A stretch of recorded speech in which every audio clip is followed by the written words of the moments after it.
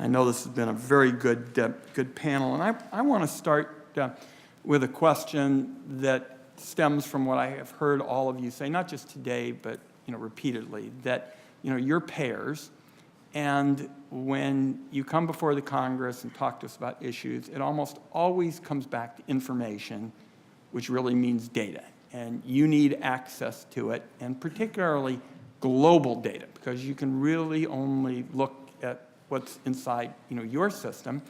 And the fact is that under federal law, you can't really get access to the data.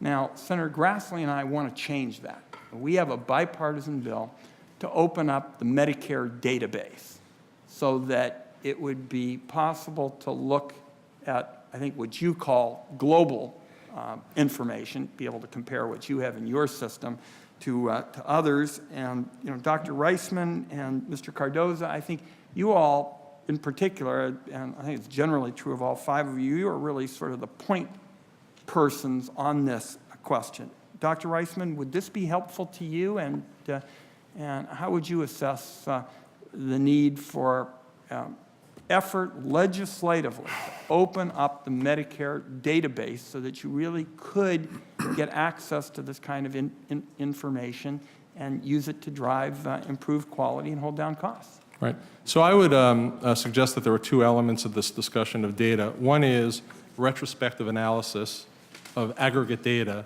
to identify trends, to support comparative effectiveness research, to understand what really works best, and we think that's enormously important. In fact, we're working with the administration and Todd Park, the CTO office, in order to, in fact, take advantage of those data capabilities. And one of the capabilities that we bring to that is the ability to apply our analytics to ask some of these important questions. The other element, which is related, but I just want to define it as being separate, is the notion of availability of real-time data at the point of care to support the physician in regard to taking care of the patient who's sitting in front of him. So there should be, in fact, a record locator that would allow me to identify data about you, analyze those data, and make sure that what I'm doing for you is, again, consistent with the best clinical evidence and is not contraindicated relative to other activities that other doctors are pursuing with you. So I think there's the aggregate and there's the real time, but in any case, the availability of information that resides within the Medicare database would be enormously important for a number of reasons. Good. I would second that. I think what there is to be encouraged about on this topic is that we're talking about it. There's consensus that data matters and sharing it among clinicians matters. It wasn't very long ago that you couldn't have that conversation. Physicians are fiercely protective of their medical records. And we've seen a sea change just in the last 3 years in working with our physicians on this topic. They're coming to understand, as I said in my opening comments, medicine's really complicated now. And it takes a team. It's not an individual walking into his office in the morning and back out at night and he's all by himself and he's taking care of the patient. Those days are past. So they know they need to interact with other physicians. They understand the importance of sharing data. And by law, patients have access to their records, and why wouldn't other physicians involved in the team care of that patient not have access to them as well? We are at the advent of this, but I think it's going to move fairly quickly. Why don't I bring the other three of our valuable witnesses into the second topic I wanted to ask, and if any of you would like to elaborate on the question of the Medicare database, certainly we can do that either in writing or as you respond to this. But the second question I wanted to ask all of you, since you come from the private sector and you watch the federal government, and obviously the federal government to all of you sometimes looks like it's moving very slow, and slow to change, and slow to adopt, and slow to evolve. And traditional Medicare, even as we talk today, is still in the sort of demonstration project kind of stage.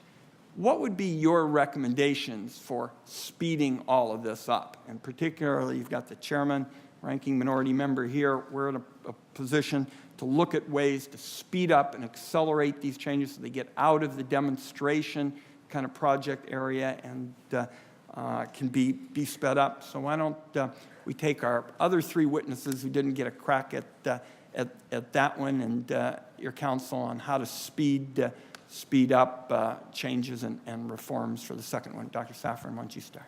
Sure. I'd say that over the last couple of years, what we've seen actually is quite impressive speed with respect to the uptake of the accountable care organizations. Right. And that I would leverage that, because as we were talking about before, the key is going to be for Medicare to be able to move away from a model of payment that deals with individual actors and yet holds them accountable for the behaviors of every other doctor across the country. And if others are using too much, my rates are going to go down next year. To a model where I have a group of peers that I have accepted accountability with, and we're working together to manage total medical expense, quality, and outcomes. So the fact that that you have stood up 32 pioneer ACOs in such a short period of time, and that Medicare Shared Savings Program is getting underway, I think sort of sets out the beginning of a continuum that to me actually reminds me very much of the way that we waded into the AQC model that I talked about today. When we launched the AQC in 2009, we hoped that by the end of that year or possibly the following year, we might have 10 or 15% of our network accepting that broad accountability for total medical expense, quality, and outcomes. By the end of year one, we had a quarter of our network contracted that way. And at this point in time, we have close to 80% of our network across the state contracted in that way.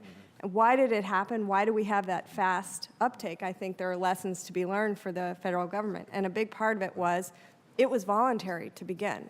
We weren't forcing anybody in. We said, if you believe this is a better way and you can see that you can earn well under this model by making care better and by contributing to affordability over the long term, then come on into this contract.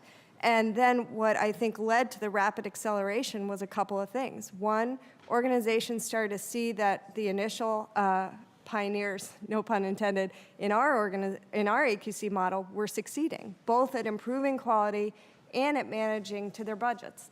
Second, they saw that the fee-for-service system was starting to look pretty unattractive, was starting to look like, low or no payment increases, no real opportunities to advance, and that created some acceleration. They started to understand that the kind of support they were getting from us as a payer, and that I think the federal government will have to work out similar models to help them as they transitioned from a volume-based system to a value-based system. Take that last point, because I think that's the ball game. Yeah. I think that is the ball game, and that, of course, is what we started essentially almost 3 decades ago in our part of the world, whether it's group health up in Seattle or Providence or other kinds of plans in our area. What could the federal government do to accelerate that transition beyond fee-for-service? Well, I think there it goes back to your earlier question about the data sets, right? Because from Washington, D.C. or Baltimore, it'll be hard to partner with the provider organizations that have the courage to sign up for these new models in the ways that we've seen have been critical to their success in our market. But imagine that if those who sign up for it are able to partner with their private payers who are also paying them in that model, and if those private payers and the providers who've come into it have all the data to work with, if we could be doing the same rich analytics for the providers in our market that are AQC organizations and also Medicare pioneers, this would be enormous assistance to them. If we could then take those analytics and be helping them with the performance improvement guidance that we give them on the commercial side, giving them that same guidance on the Medicare side, I think you'd start to see more rapid uptake across the country, because fear is one of the rate limiters right now. I think folks think, I wouldn't know the first thing about how to transition from a system that pays me for every unit I produce to a system that's now going to ask me to have accountability for overall spending and quality.